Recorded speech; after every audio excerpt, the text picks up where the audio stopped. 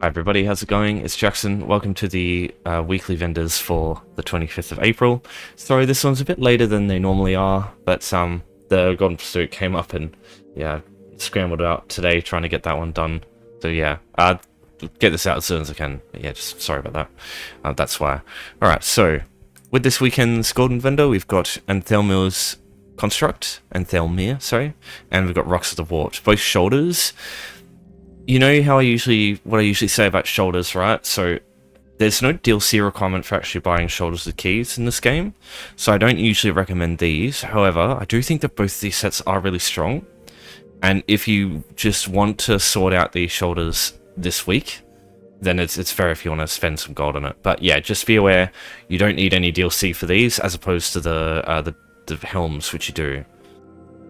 Alright, so we'll start with Anthelmir's construct. Basically, it gives weapon spell damage for the one piece, and then you heavy attack for damage and armor removal from the for the target, and the uptime is 50%. So it happens for 5 seconds and can't apply more than every 10 seconds. So this one's really strong for heavy attack builds and gankers mostly, because they're the ones who are usually going to be using heavy attacks to good effect.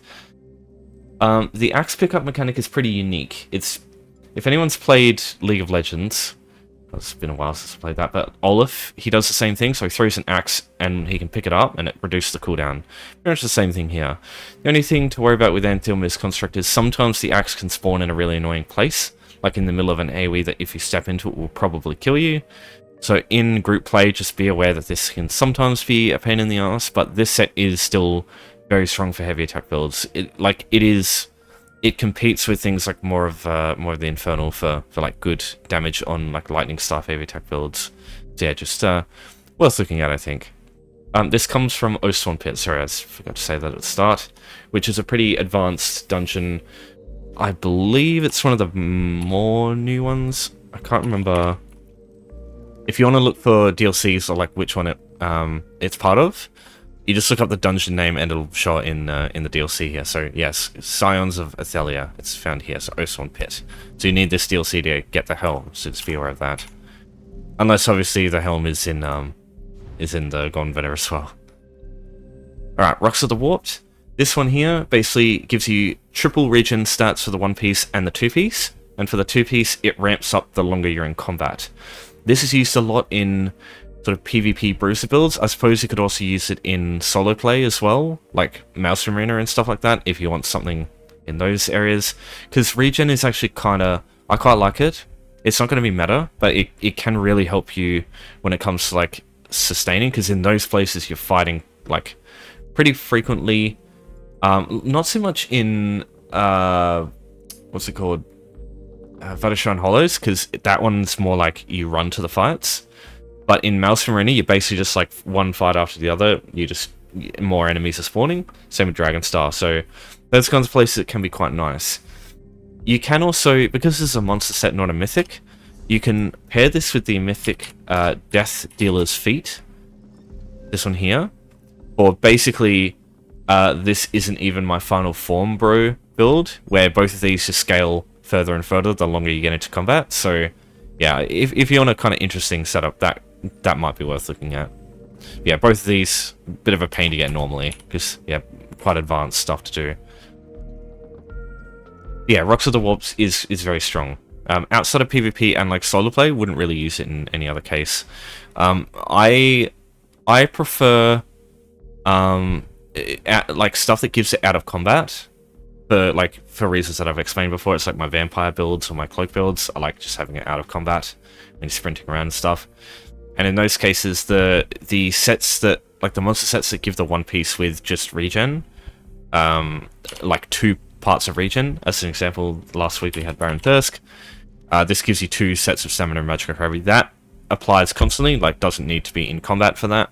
So there's like caveats to it, and yeah, which one you choose in those cases is entirely up to you. If you prefer more in combat or more overall, it's your call.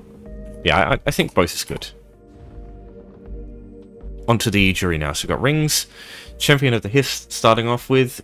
This is a Murkmire or Black Rose Prison set. It's the heavy one from that set, or that group. It basically gives you a bit of health, and when you're in combat, it gives you minor heroism. That is not good. I'll give you a couple of reasons why. Firstly, I mean, we're in Vengeance right now, but the low slash skill, one of the morphs for this in regular gameplay is it gives you minor heroism for basically the same amount of time. There are also scribing skills, which can give you heroism. As an example, Wield Soul. Go down here. Oh, sorry. It's not every skill. I know that. Yeah, Banner Bearer, heroism, minor heroism for everybody. So there are skills that can offer this, as well as like some classes have heroism themselves. So I just don't suggest getting this. It like sacrificing a whole 5-piece set just to get a bit more ultimate is not going to give you much.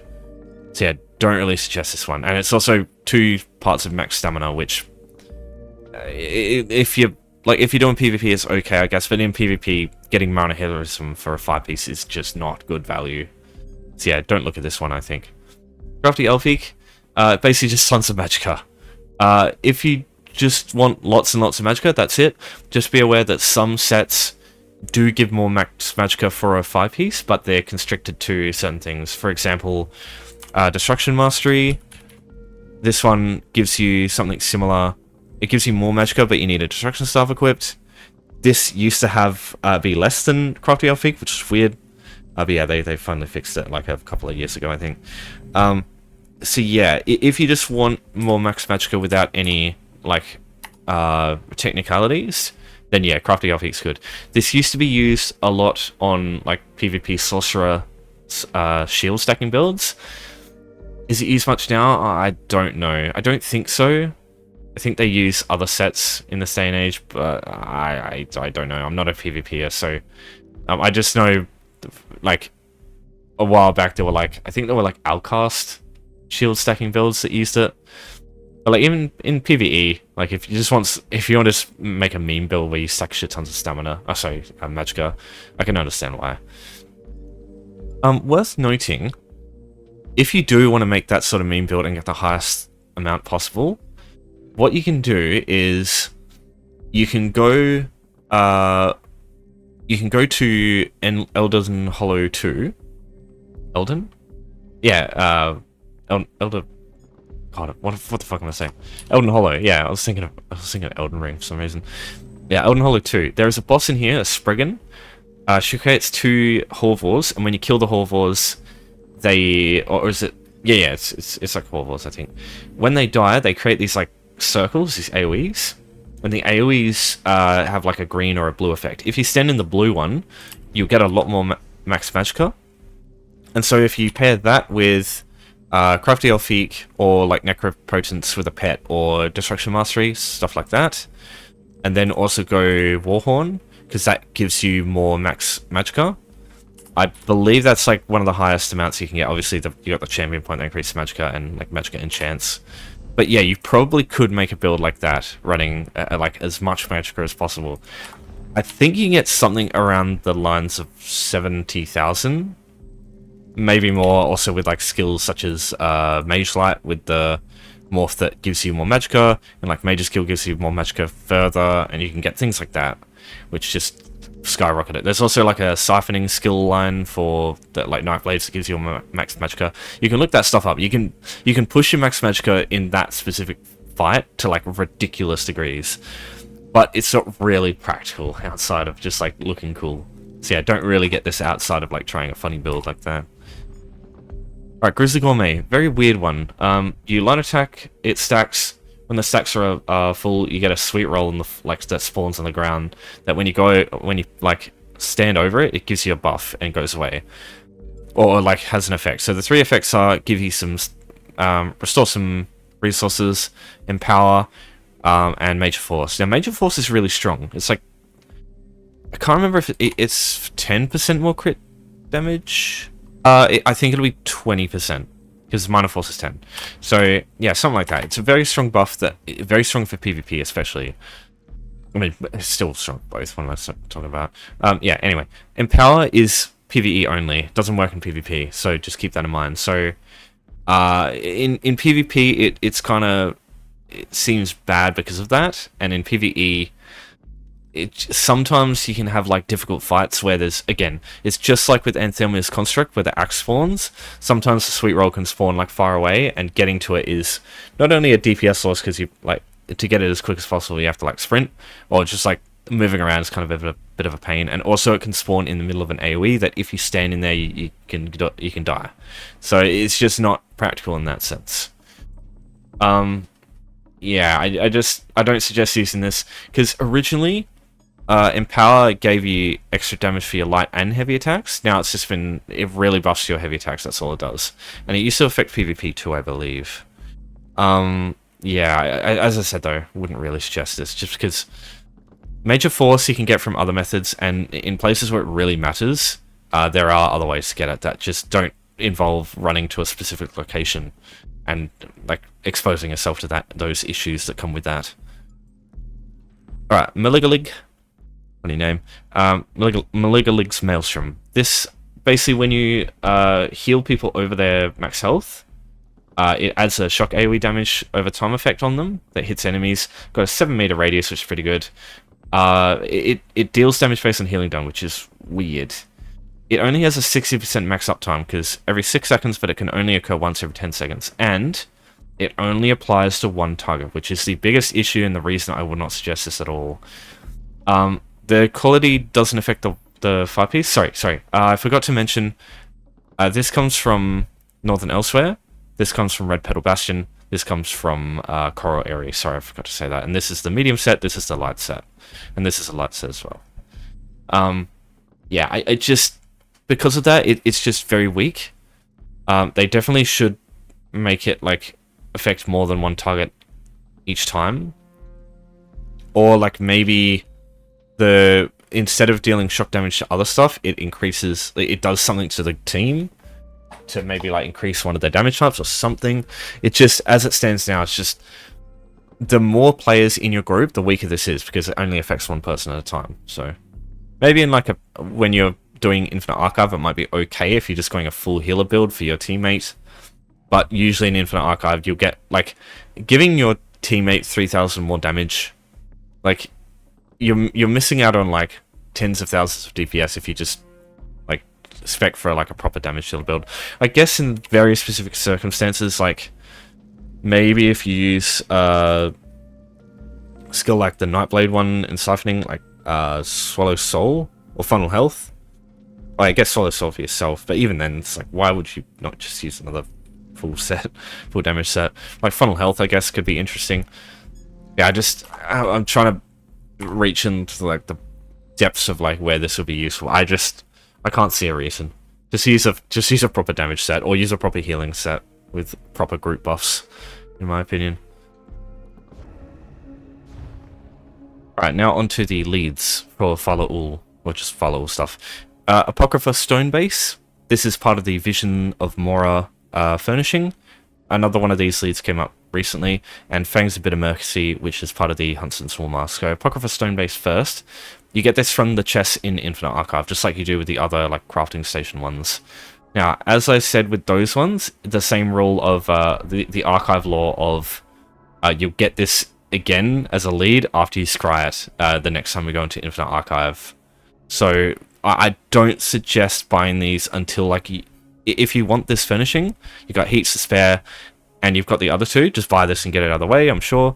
But it's just, like, I feel like, just knowing how luck tends to be, you'll get this here, and then when you scry it, you'll go into Infinite Archive to get the other ones, and then you'll end up getting this lead again, because it's just the way that leads work. So yeah, I don't suggest buying this one here, unless it's the last of the three. Alright, this is a picture of the furnishing. Looks similar to the, like, buttons that you press in the Archive, like, minigame, the bridge one. Yeah, it's just like a Apocrypha themed, like, signature signal stone, or I don't know, just something Apocrypha based. So yeah, if you want to know what it looks like. And then Fangs a Bit of Mercy. So this one is part of the Huntsman's War Mask, which is a very, very strong mythic. In 1v1s, this mythic is very good. Basically, you bash, or you can heavy attack too, but bashing seems to be the most practical way to apply it. Basically increases your damage by a ton against, like, when you're in a 1v1, reduces the damage against everyone else. So if you're dealing with a very powerful boss, like really healthy boss, and the ads are pretty weak, or if you're just dealing, like, with a single boss, trying to think of some circumstances where that might be the case. Probably, like, Ricard, I guess? Nah, not really. You need to be able to kill the Hulks quick. I mean, I guess you can make a case for things like the Celestial Serpent, where the Manticore is sort of like a... I mean, they enrage anyway. Basically, if you can handle the ads dying quick enough, then it just means you kill the main boss faster. Yeah, in PvP, also, this seems very strong as well.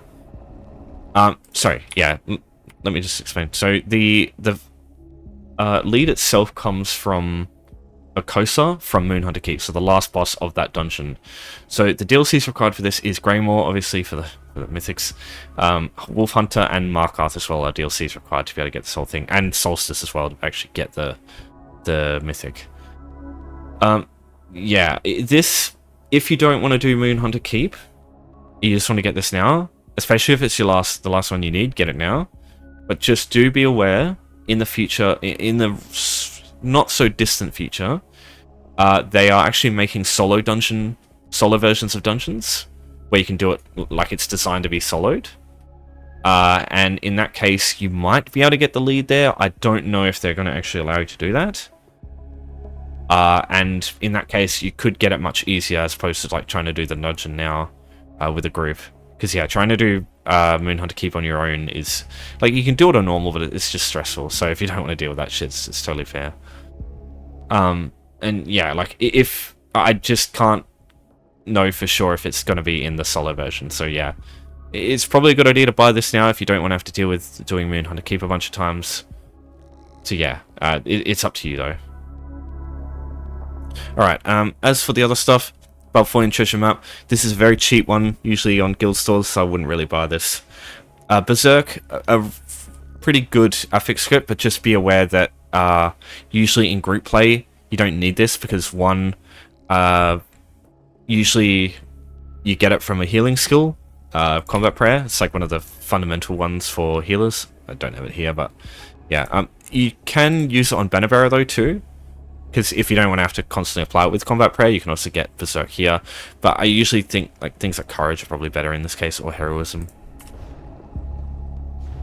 The other two leads are Bleed Damage. Bleed Damage is good. Hemorrhage as a status effect I think is really good.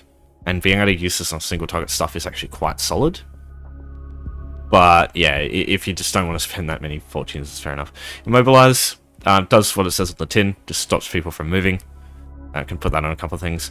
Crusader's Defiance. This one, it does a couple of different things depending on the script. There's a fair few. It removes snares on some of them, removes negative effects on others. So this one can be pretty good in PvP on certain scripts. I just don't know how much it's used there. Yeah, Crusader's Defiance, underrated, I think. But yeah, just be aware, most cases, like, classes nowadays just have one of those in their kit. Like, DKs have one, Arcanists have one. Do Arcanists have one? I know Wardens do, as well. And Templars, stuff like that. And there's a bunch of skills that do the same thing. So yeah, don't need it, but it can be handy. Stonekeeper's Shoulder, it looks similar to the last boss of Halls of Fabrication, I can't remember his name. The Assembly General? It's like kind of that enemy, or yeah, I mean Stonekeeper obviously from what's it called? Is it the Depths of Malatar? Is that where he is?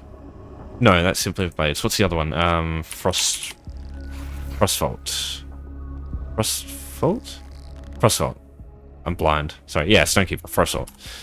So yeah, it's like a dwarven one. Yeah, if you want that one, it's right there. That is a lot of fortunes for it though.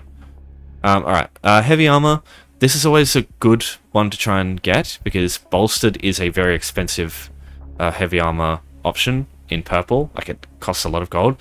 Again, just want to iterate, you can't sell these, so don't try. It's just, if you want to get this set and you just have a lot of fortunes to spend, you'll spend a lot trying to get that stuff though, just be aware. But yeah, if you want to try your luck there, it's heavy armor at the moment. It's probably one of the best, I think, of all of them. Maligalig Ickers, they're always there. So for the furnishings, we've got Pattern, Dark Elf Rug. It's a pretty common one that you find around like Deshan and Stoneforms and stuff. High Isle Turret, Chronicle Castle. So it's like a, yeah, just obviously a castle themed tower you'd find on like one of the forts in High Isle, or in like in High Rock themed areas, I guess. And then a Telvanni, a very small table runner. So I assume you just put this on a table. Sorry, I just had to do something. Alright, so 6th house, Writhing Thread. This one I would not buy here. As you can see on guild stores, it's very cheap. So yeah, just don't buy it there, please. Delver's Elixir Desk Fragment.